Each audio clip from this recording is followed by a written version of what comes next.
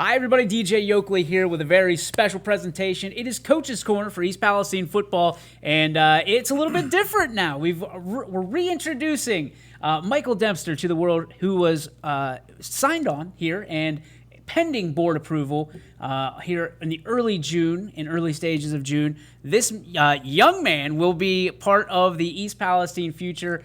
He's got so much talent. He's got so much charisma, and we're excited to sit down with him for a few minutes, have him give us a few minutes of his time. So let's introduce him. Michael Demster, welcome in, ladies, and welcome into you, and welcome to East Palestine. Thank you, DJ. I appreciate it. Absolutely. So it's not really a welcome, I guess, to East Palestine. You've been here in the community for about 8 years. Talk about, from your perspective, and for everybody that doesn't know you and learning about you for the first time, introduce them to Michael Demster, what they get to expect from the football side. Okay. I'm not, like you said, I'm not originally from here, but I did move here 8 years ago, and I've really fallen in love with this town. It's a great little town. It's a great place to raise kids. I know that, my daughter has had a great elementary experience in East Palestine. So when the opportunity to coach here came about in January with Tony Foster, I was very excited. I had the opportunity to join the staff in January. So I got the chance to meet the kids a little bit, spend some time with the kids, understand what our strengths and weaknesses are.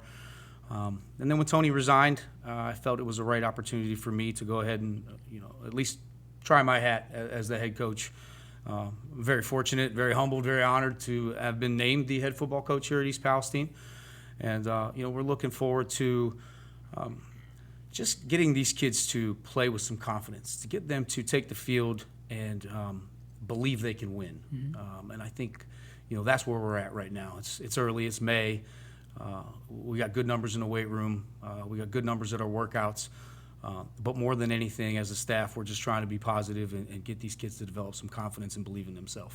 I think one of the biggest things for you is, and I was impressed with your resume. What I didn't know about you, now that I do, I'm very impressed that you're willing to really kind of take a step back to push everybody forward. That's what a good leader does, is they lead from the foxhole, so to speak, and that's what you're looking to do. I love the fact that many places, we talked about it off air, there's a scenario where a coach comes in and erases the past and says, it's my way or the highway. Now, you're embracing the traditions of East Palestine from past, present, and going forward. Talk to me about what the interview process was like and some of the things that you pitched to the people that were in the room. Some of the questions kind of led me in the direction of reinstating that tradition, like you said. Getting these kids to understand the tradition that and the history that not only this school but this program has had. Becoming a part of the community, making sure that the team is visible within the community, with community outreach and things of that nature. But really, more than anything, like you said, it's just taking what Tony has built and build off that. Because Tony's a great guy, good friend of mine. Like I said, I was very excited to work with him, and I know firsthand what he's capable of doing as a coach. So it wasn't like we're coming in to reinvent the wheel here. We wanted to take and build off of what Tony had developed with his young guys, and kind of, now that I'm the head coach, put my spin on that, so to speak. And we got some experience by default. I know Tony was forced to play a lot of freshmen and sophomores last year. And although that doesn't help you immediately, I think that bodes well for us in the near future, that I got guys coming in as sophomores that have already got 10 games under their belt. That makes a big difference. It does. Whether or not they're varsity ready, we'll find out. But with the numbers that we have, that's our number one priority is again, reinstating that tradition, building that program back up where we have the numbers that can sustain itself, and most importantly for me is getting that JV team back on the field today. So, those are the types of things that we talked about in the interview. I believe that's the thing the administration and the board were sold on, and that's the things I look to carry out as the head football coach at East Palestine. So one of the things I was really impressed when we were talking before the interview was the fact that you're not looking backwards at what was done from a record standpoint. You can see the tape. The eye in the sky don't lie, and you're looking forward. You talked about the experience those younger kids get. You've got a nice wave of middle schoolers coming in that are going to help you out in the long term, but they've got to earn their keep as well with those experience that the freshmen, now sophomores, have. How do you build in leaders from your standpoint, being a leader yourself? How do you build those leaders from the sophomore up, I guess? I think more than anything, you have to model it. Okay. And I've been very consistent with my staff to make sure that we are modeling everything in the right way, being positive. You have natural leaders, and those natural leaders, as players, will step up, and guys will flock to them. That's almost automatic. But we just need to be consistent with our expectations of our kids. We need to push them, but we also need to remain positive with them. Like you said, they know what happened the last 3 years. We don't need to remind them every day of that. We're looking to, again, build off of what was in place, put my spin on some things and my staff spin on some things, and hope for the best, really. We'll see what happens. From an expectation standpoint, what are your expectations? I expect to be competitive. And I think, success is measured in different ways depending on where you're at. Mm-hmm. Again, we know what's happened here in the last 3 years. It does not need reiterated. But our expectation, again, we do have some experience. We have some young guys. But if they're taking the field well-repped, well-coached, and with that confidence, we fully expect to at least be competitive. And I think that's where you have to start. You can't win games until you become competitive. And once you start competing, then that next step is let's try to win a game we're not supposed to win. And then eventually you get games on your schedule that people feel you are supposed to win. So then it becomes a matter of winning those games, mm-hmm. and then again maybe getting a win you're not supposed to here and there. But all of those things are important in the total build of the program for us. So from a standpoint of tradition, East Palestine has a very rich tradition of football and obviously basketball. 2 new coaches, 2 new opportunities. From your standpoint, what should people expect when they go and watch this team in 2022 this fall? Is it high octane? Is it between the tackles? What do we have to expect from Coach Demster? Well, we're looking to be balanced. As a staff, we feel like we have the skill set that we can run the ball and we can throw it a little bit too. Any offense I know is my experience as a defensive coordinator that is 50-50 with that balance is awfully hard to defend. Mm-hmm. That it creates tendencies when you're not, and as a defensive coordinator, I always thrived off those tendencies. So our goal is to just balance it out to the best of our ability. We're in that process now where we're just kind of throwing as much at the wall as we can, and we're kind of seeing what sticks. And the kids have been very receptive, very excited. They've worked really hard at understanding our concepts and putting those concepts into play. So that's our mindset right now, that we'd like to balance out our offense. But again, it's May 27th, 28th. So we'll see. Ask me again in August. That the answer to that question may change. But moving forward through our summer workouts, that's what we're hoping to accomplish. Well, I'll have a few extra questions when it comes to August, Coach. I'm sure. Unfortunately for you, you live in my hometown as well, and we're going to spend a lot of time together. So let's get down to the nitty-gritties. What impressed you about this opportunity at East Palestine, other than obviously you being part of the community? When you look at it, obviously coaches, when they look at new positions, they say, okay, what was the last 3 years like? What was the last 5 years like? What was the last 10 years like? Not a whole lot to go by. I mean, there's championships in there, but there's also a lot of, okay, especially in the recent history, what do I have to work with? You were in the weight room, and I guess that's where I want to start. You see what's potentially there. Did that impress you, or did you see what's there and kind of see a lot of meat on the bone, so to speak? A little bit of both. We just going back and looking at the film and seeing those underclassmen and seeing what they were able to do as 14, 15-year-old mm-hmm. kids. Again, being there since January kind of gave me the opportunity to get to know these kids too. Gotcha. And you can just sense the hunger inside them. They're so ready to win. They're so ready to win. And for me, that's inspiring. That's inspiring.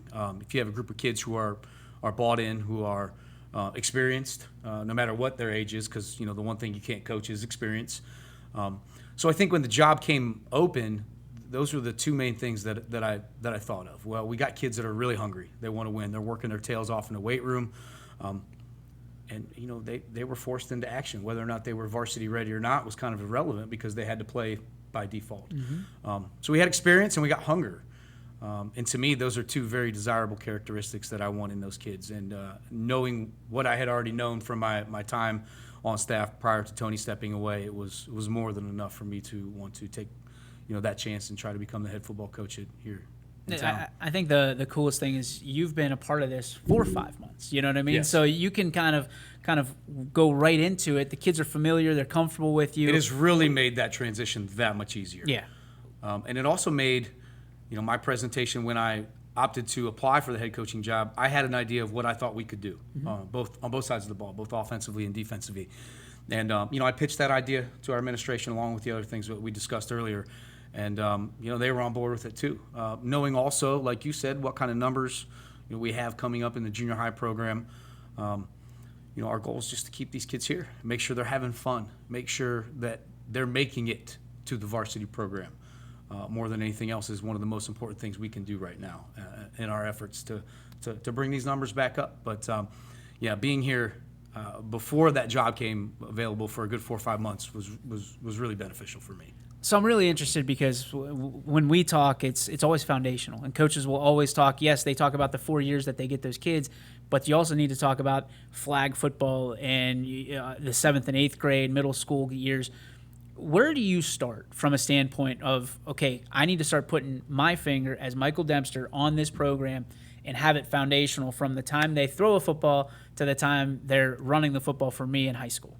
Well, for me, just from situation alone, being hired so late, I've kind of got to work backwards. Yep. I've got to kind of put my emphasis, of course, on the varsity program because my time is so limited before we kick off. I mean, it's, August will be here before we know it. Yes. So we really don't have a lot of time to focus on anything else at the moment. But from there, it just works backwards. I think we have a good junior high staff in place as well. I've met with all of them, and I've really told them that is my biggest expectation, is to make sure these kids are having fun. We can incorporate any element of our offense, defense terminology at the junior high level, of course, but if they're not having fun, they're not coming to us, then none of that even matters. Mm-hmm.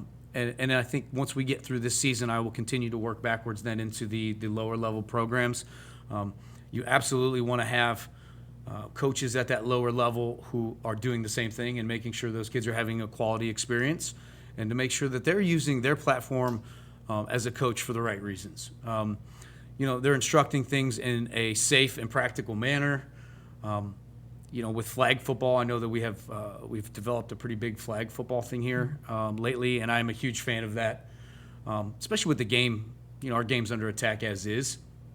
So with flag football, I think you can get some kids who maybe wouldn't play tackle football, and you can get some of those parents to see that, well, maybe this game's not so bad. Mm-hmm. Of course there's an inherent danger, but it can be done safely, and it can be instructed safely, and I think that starts at those lower levels. So for now, my focus, of course, is on the varsity football program and the junior high football program. But like I said, as we get towards the end of wrapping up season one, I would like to turn my emphasis down to those lower levels and make sure that we are all in line with what our teaching practices are, what our philosophy is, and most importantly, to make sure the kids at every level are enjoying their experience. So 2 last questions for you. The first one is obviously with low numbers, right? That's a challenge, not just here, but all over the area. It could be for safety. It could be just kids don't want to come out for sports anymore, which football is not the only sport that's having that issue. Sure. How do you get more kids to come out for sports? More kids than just football players. You're looking for athletes. You're looking for people that just want to compete. Yeah. How do you get more of those? Well, again, I think if they're having fun at those lower levels and that experience is positive for them every step of the way, it's a lot easier to retain them.